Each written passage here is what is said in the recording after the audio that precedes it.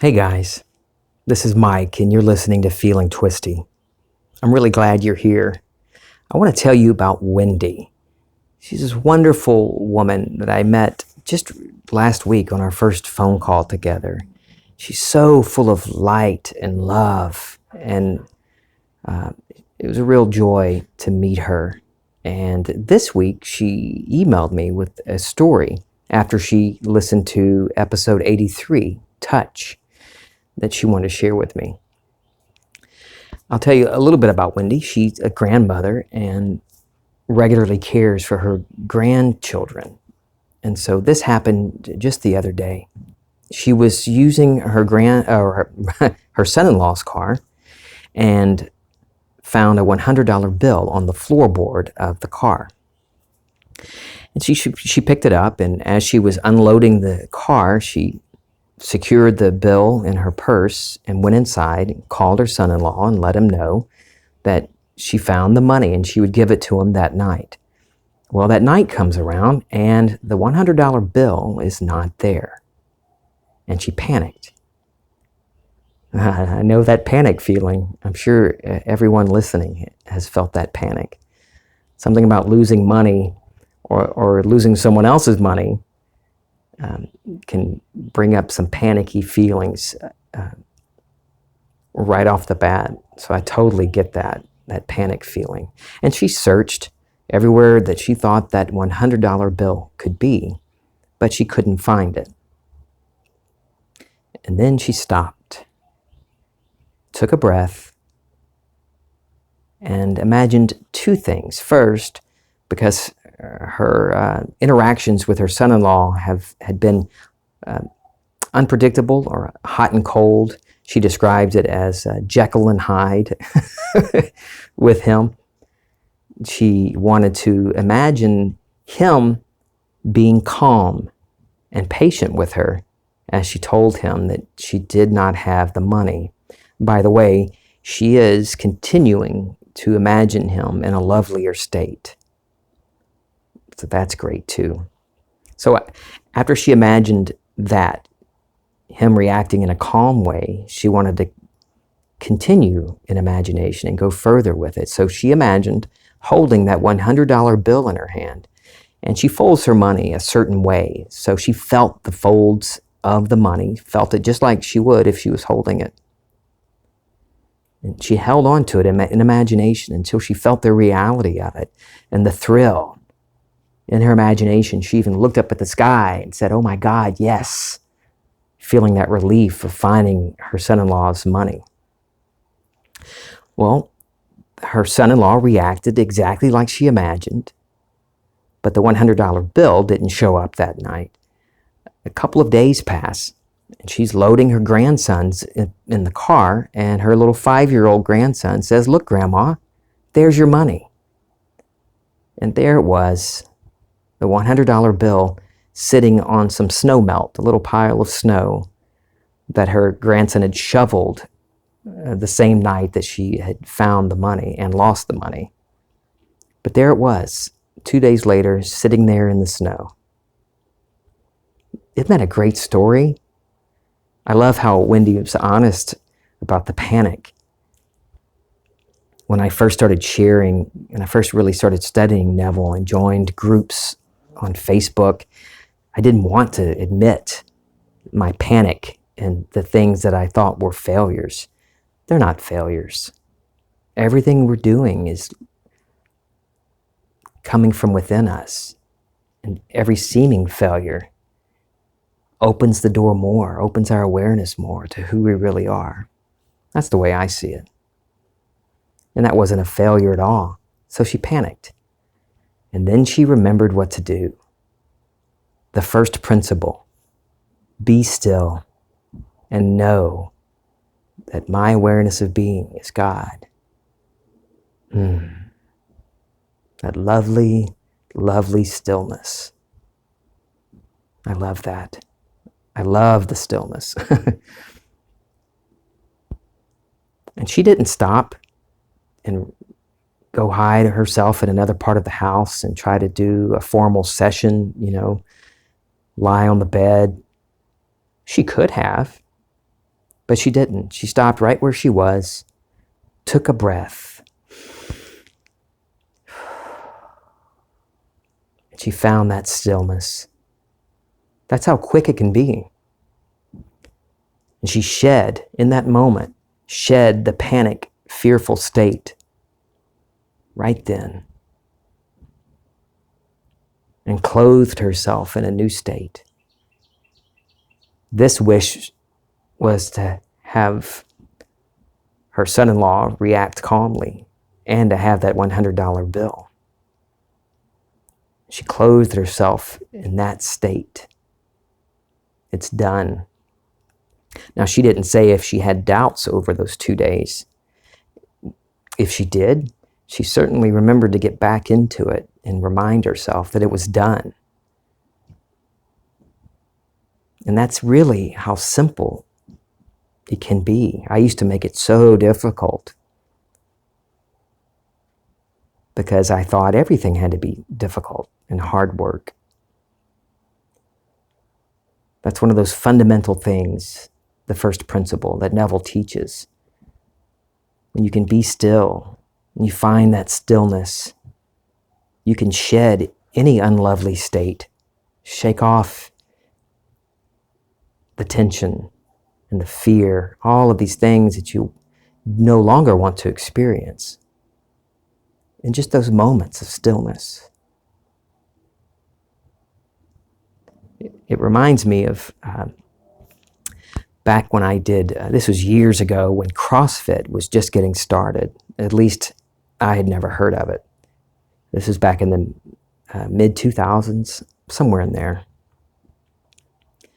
A CrossFit box opened in my city, and I joined, even though I'd never really lifted weights. I used to run all the time. I loved to run.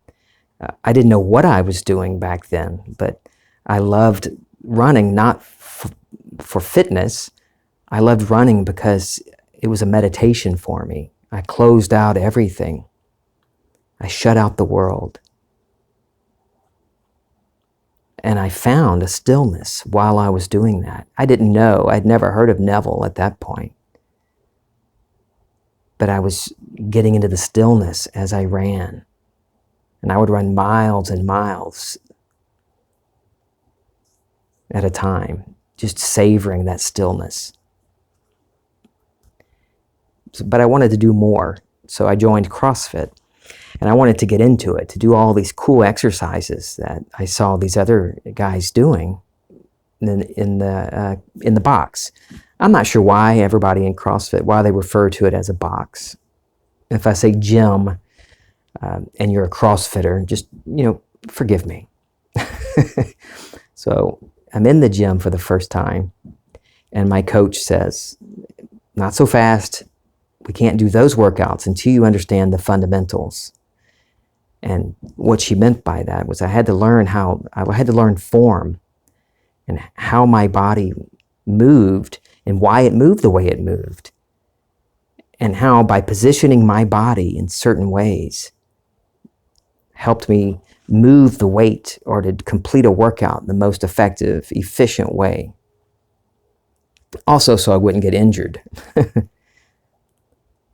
But she wanted me to learn the fundamentals of it, how to move the weight, how to use my body as leverage, and lift weights that I should never be able to lift.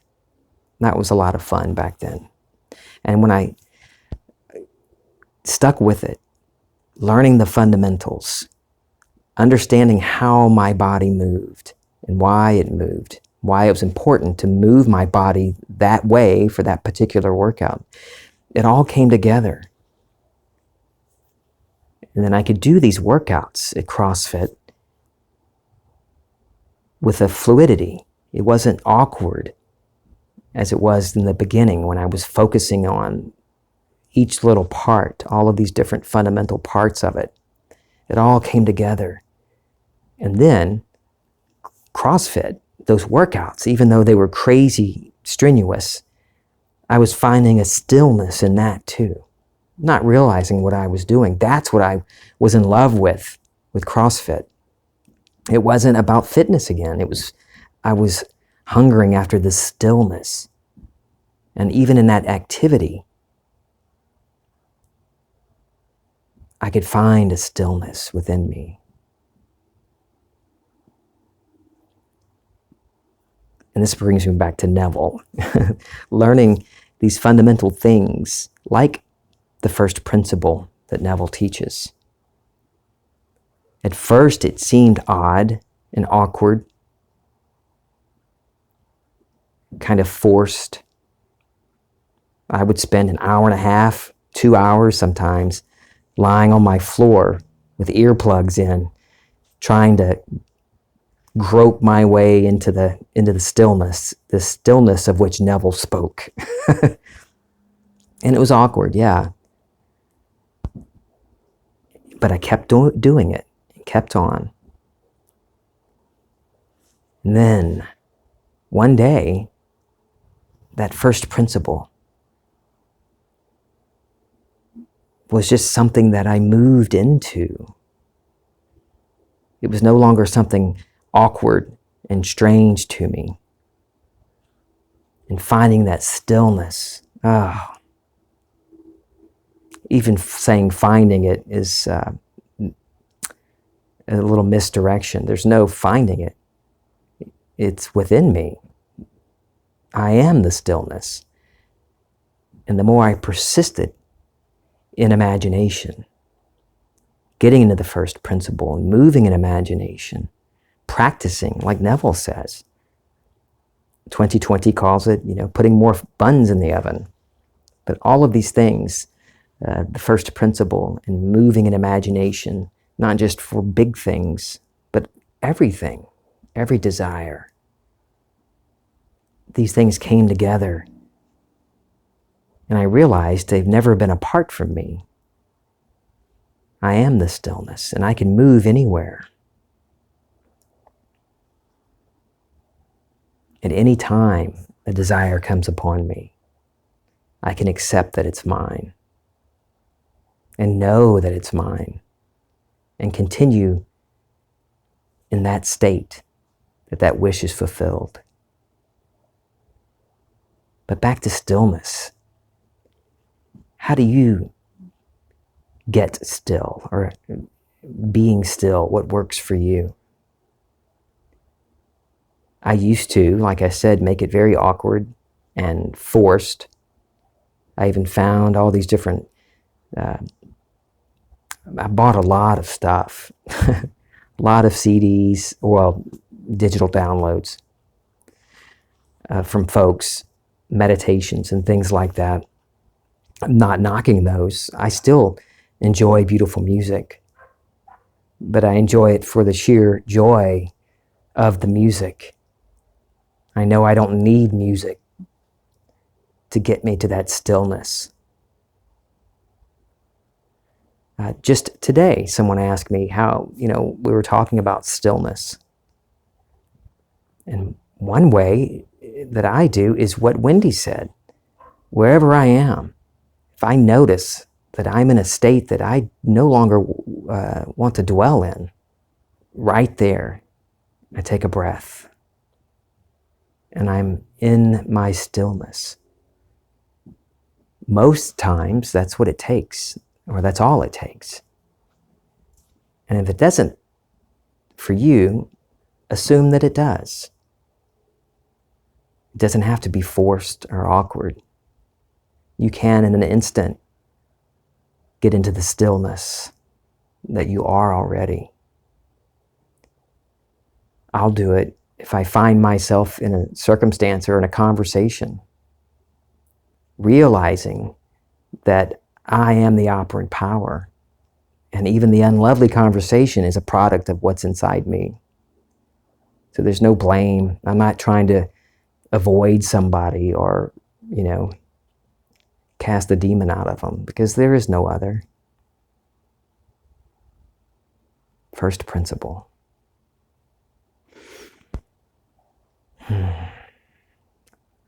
They can be talking directly to me. And I probably have a weird grin on my face when I'm doing it, because I can't help but grin when I get into the stillness. It's such a lovely, lovely place to be, knowing that from there I can move in an instant into a lovelier state,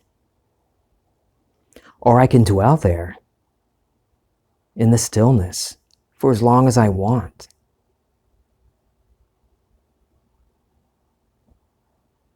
It is so,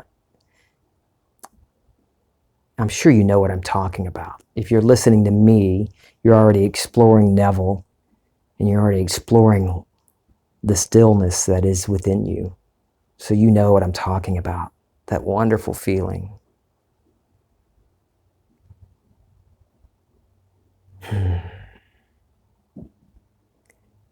And we also talked about earlier today, like what other tricks, what are some ways to get into the stillness? One thing that I do, and this is, sometimes I do it just for fun and for practice, moving in imagination, because what I'm about to tell you can be used for a couple of different things. At least I use it for a couple of things. I'll be, let's say, on my bed. Today's a beautiful day. So I'm on my bed, and I could be lying here, well, I'm talking as if I'm on my bed, but let's say I'm on my bed, and my windows are open. It's a very cold day, but I like the cold. The breeze is blowing through the house, through my bedroom, from one side, through one window and out the others, on the other side. I can look out my window, see the tops of trees. I'm on a second floor of my house right now, in imagination, as I'm explaining this to you. And I can see the trees and hear the birds chirping and singing. And what I'll do from my bed, first I notice my body, aware of my body, identify myself as my body, that, connected to it, one with my body, aware of my surroundings, aware of my dog curled up next to me on the bed, aware of the sounds coming through the windows, aware of the walls and the ceiling.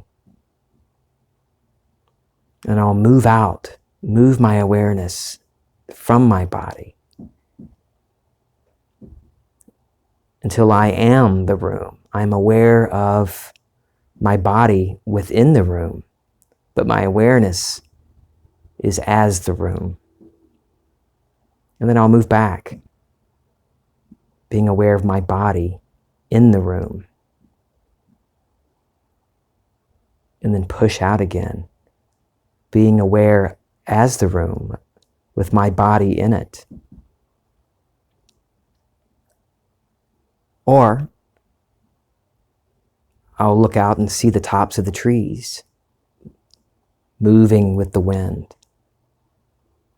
And I'll move my awareness to the trees. Aware of the house next to the tree, next to me, and aware of the wind blowing through me as the tree.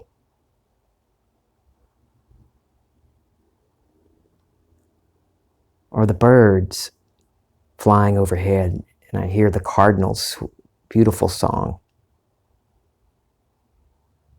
I'll move my awareness to the bird and be aware of this world as the bird, seeing the house below me, knowing my body is in the house and my puppy dog. And I'll fly, moving around the neighborhood. And I'll come back to my body, being aware of my body, hearing the bird song once again. And then back to the bird. Now that serves a couple of purposes for me, because I'm practicing moving in imagination. Also a fundamental, something to get good at, to get used to doing, being comfortable with. I'm not saying you have to be a bird, but practice moving in imagination. I first started practicing just being in one spot. Well, when I first started, I was stuck in bed after breaking my tailbone when I fell out of my wheelchair. That seems so long ago. Completely different life. Don't you love it when you've moved states and it's like a whole different person when you look back? But back to my story. I would lie in bed. I would imagine myself seated in an armchair in the other side of the house. If I'm on my bed, then I would put myself in imagination in the armchair, holding the television remote in my hand. And then I'd move back to where my body was. And then I would move to the bathroom or go to the kitchen in imagination, move about my house. There was one time, this was a little later, this was after I was healed, but I was lying on my bed, just not intending, not really moving in like I was just talking about, practicing or anything, but I was just in the silence. I wasn't asleep. I could hear the sounds coming from outside. I'm just lying there on my bed. And then the next thing, it was as if there was I didn't hear it, but it felt like a snap. And then instantly I was on my steps, walking from downstairs to upstairs and walking to my bedroom. But before I could get to my bedroom, when I reached the top of the stairs, I fell into this, well, the universe. All I could see, have you ever put your face into a bowl of water or a tub of water, or maybe just put your face down into a swimming pool, maybe bobbing for apples, something where it's just your face being submerged? That's what it felt like. Just a moment, this sensation of pushing my face through something. And there was the whole universe, nebulae, gas clouds, and all these different things in the universe. Similar to what I saw recently in another dream I had that I shared with you, where I was tearing myself out of this womb-like structure, this into this vastness of the universe. But this, what I'm telling you about, was the first time I've ever experienced anything like it. And as I pushed my face into I call it the bowl of the universe, because as I submerged my face in it, that's all I could see was just the vastness of my universe. And a voice within me said, "You're going places now." And I stepped back. I was back in the hallway, and I came to my bedroom door and I opened it.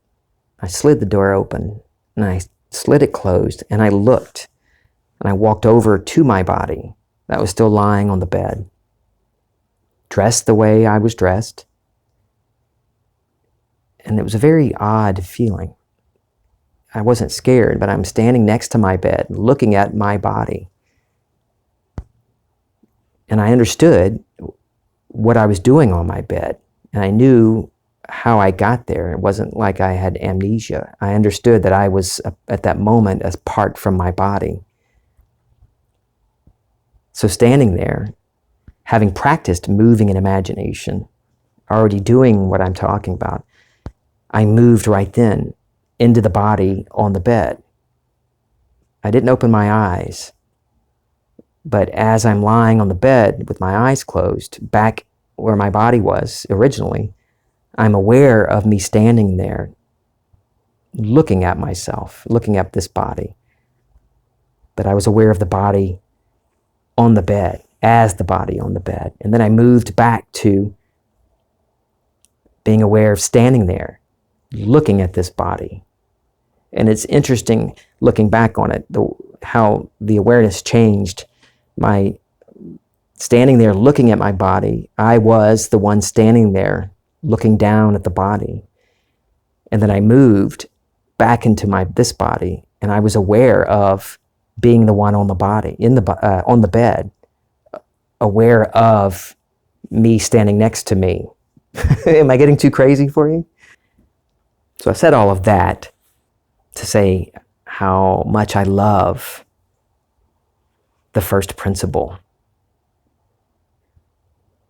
The stillness is where we start. There's anything you want to experience in life, anything you want to be still. Shed the unlovely state. The more you do this, oh, well, there you go. My windows all over the house are open, and apparently there's a neighborhood dog barking. I'm just going to roll with it. Now, that voice that I told you I heard that said, "You're going places now," that was nothing outside of me. That was not God somewhere sending me a message outside of me. I know that was just coming from my own being. I was talking to myself, because everything you experience comes from within you. And I know the more you move in imagination intentionally,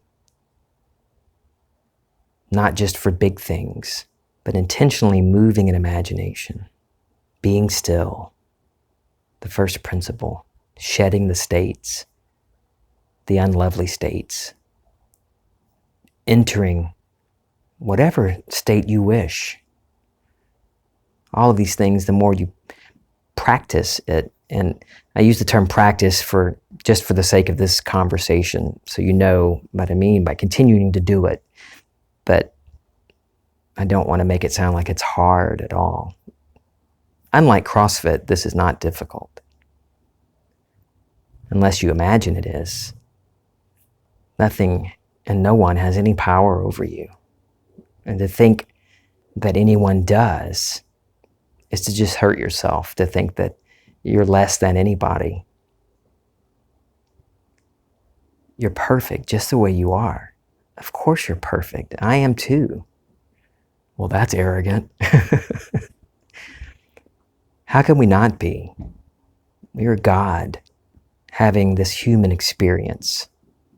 I explained it to my kids. I still like to use this explanation. When you're dreaming on your bed at night, you have characters in your dream, all these different characters. This came up last night in a conversation with one of my adult children. Well, he's about to turn 21. He's kind of a smart ass. I don't know where he gets that from. But he asked me a question about all this. And so I was telling him this story, or using this analogy. So when I said that you have dreams and you have all these characters in your dream, you have different people, men and women and whatever. And he interjected, sometimes it's Godzilla. That's fine. Godzilla even. But you wake up, and as real as all these characters seemed in your dream, when you wake up, you realize, oh, that was just my dream. And where did the dream come from? From within me.